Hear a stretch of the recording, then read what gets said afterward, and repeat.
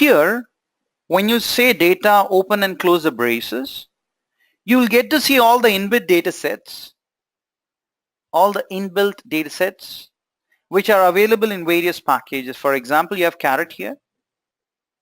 Caret package has all these data sets, basically. You have a package called datasets, which has all these data sets.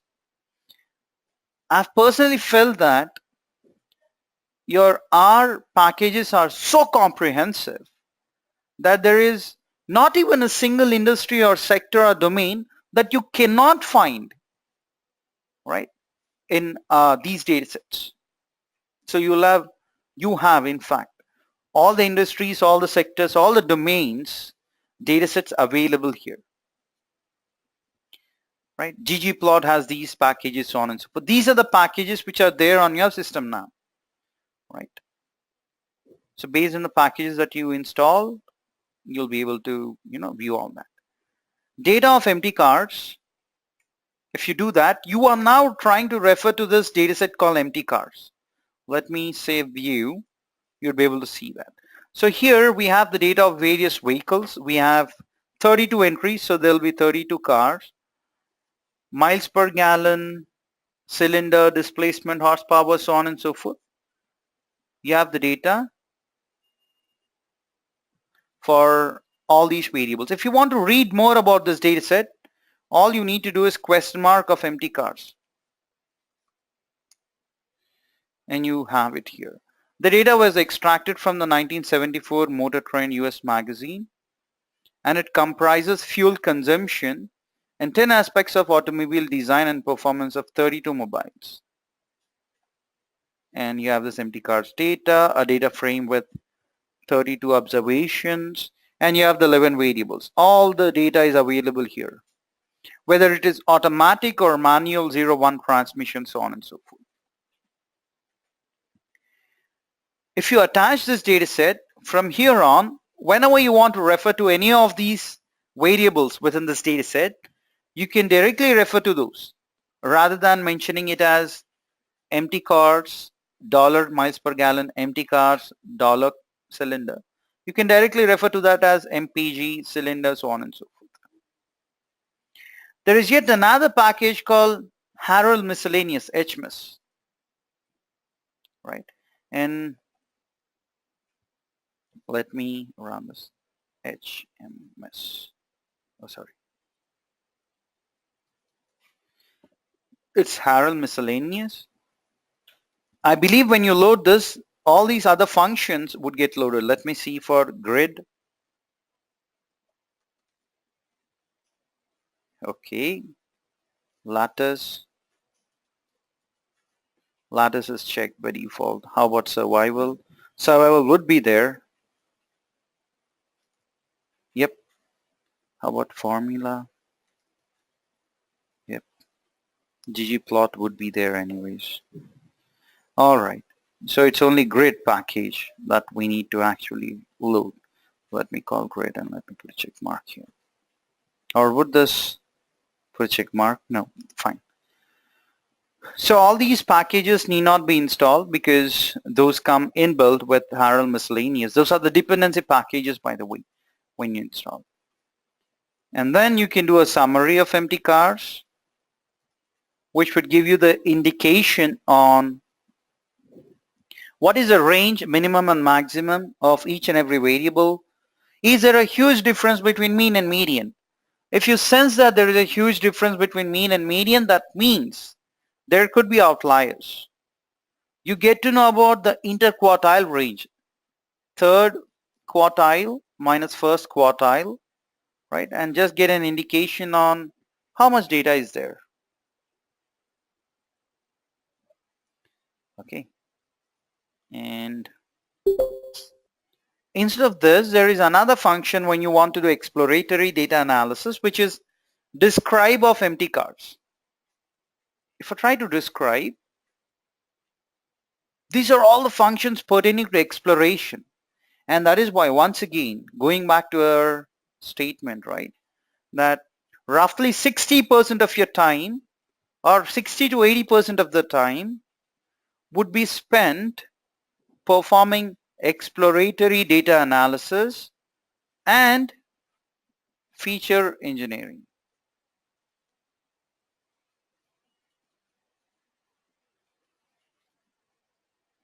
EDA and feature engineering constitutes to 60 to 80% of the time. All right. So if you look at this, you have 11 variables and 32 observations. You have the 5th quartile, 10th, 26th percentile, 50th, 75th, so on and so forth. These are the lowest 5 values and these are the highest 5 values. So based on whether your data is continuous or count or discrete, the kind of information that is given to you changes. So if you look at this number of cylinders, since this is count data, discrete data, you have 4 cylinders, 6 and 8. The entire representation changed. You do not have a 5th percentile, 10th percentile, so on and so forth. In total, we have 32 data points. We have 3 unique values, which is 4 cylinders, 6 and 8 cylinder vehicles.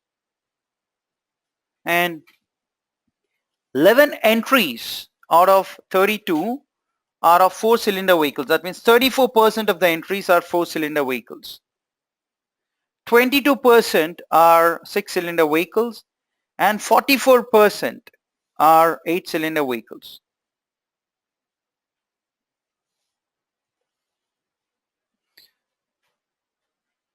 Right, in this way you have the data. Let me see whether, oh sorry, there is anything interesting here.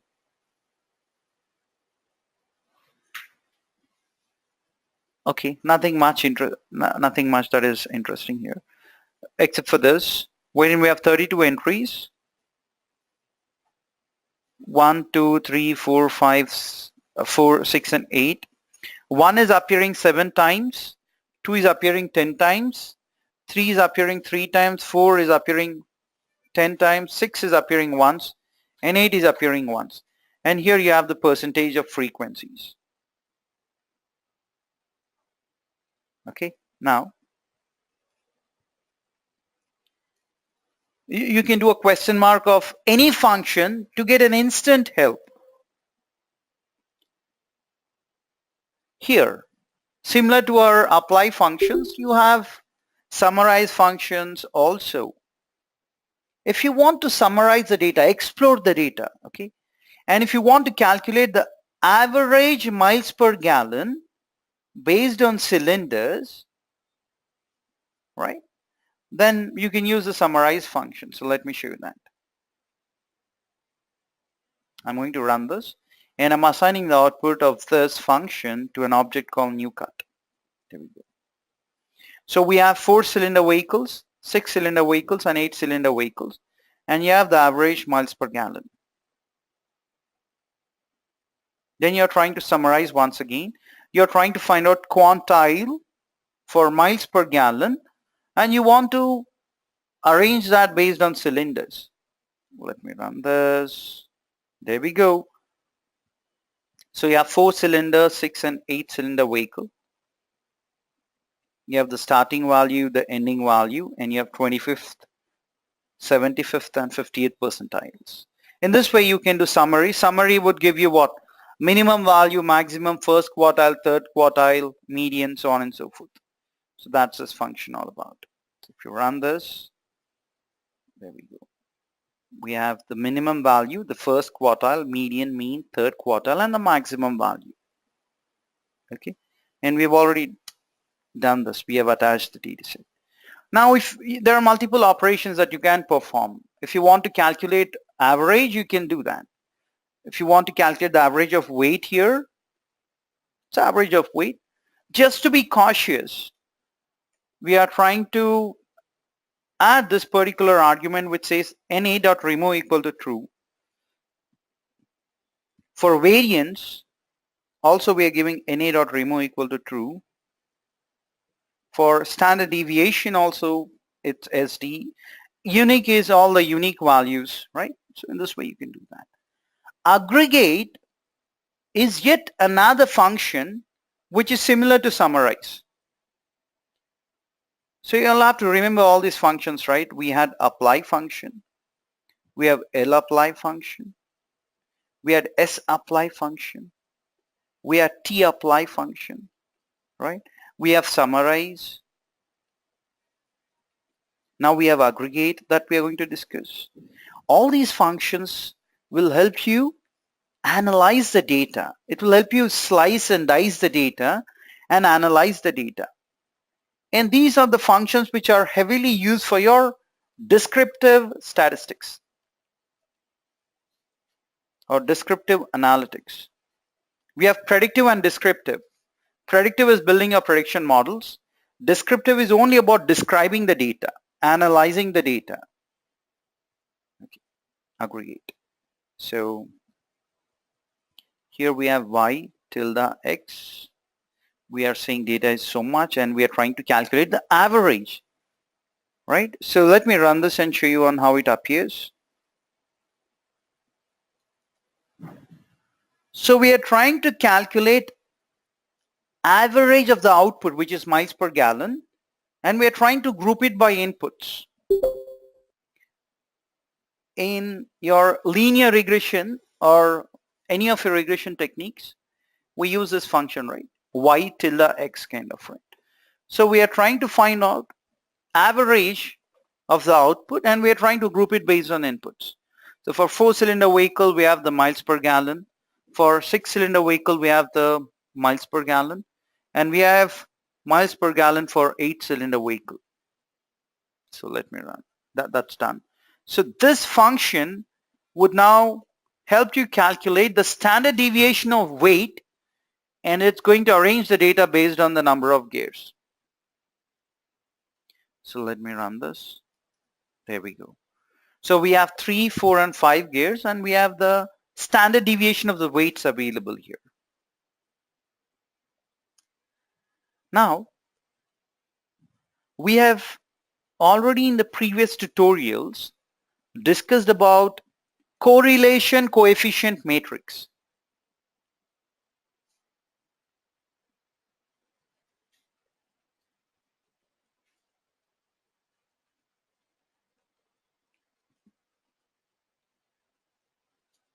We've already discussed about correlation coefficient matrix, so let me do that. There we go. So we have the correlation coefficient matrix here. Yep. And a minus sign here means that there is a negative correlation between miles per gallon and cylinders. Right? And it's a strong negative correlation because it's in correlation coefficient value is, or notation is small r. If the modulus of this is greater than 0.85, it implies that there is a strong correlation. Of course, different books have different ways of giving this thumb rule. A few books say 0.8, a few other books say 0.7, so on and so forth. So there is no hard and fast rule per se. All right. Now, analyzing this would be extremely difficult. Hence, we have this package called Correlogram and iterations. Let me load this. Of course, you have to install if you haven't installed it. I've already installed that, so I've left this function just in case you want to explore it. And if I do CORRGRAM of empty cars, you'll get a plot. And this is kind of user-friendly plot that we have. And the correlation between miles per gallon and cylinders is negative. So the red color represents the negative correlation. And darker the color, more is the strength. And if you look at the correlation between horsepower and say AM,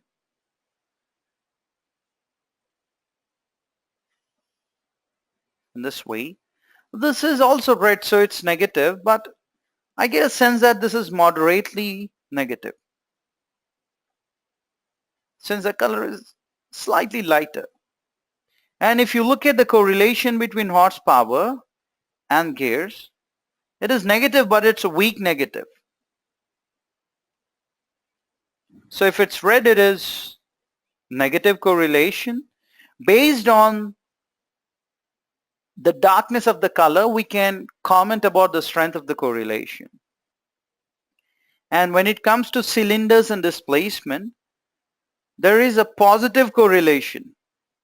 Blue color indicates positive correlation, and this is strong positive correlation. That's strong positive correlation. And miles per gallon and cubic is also positive. This is moderately positive correlation. And if you look at probably DRAT and cubic, this is also positive, but it's weak positive. So the moment you look at this, the interpretation is extremely simple in comparison to looking at the correlation coefficient matrix. And here, if you just draw a diagonal in that way, the upper triangle and lower triangle are symmetrical. They are just a mirror image, right? Hence, either you can look at the upper triangle or the lower triangle. And this is the data visualization part, which is going to help us in a very big way. R has some very good data visualization pertaining to statistics.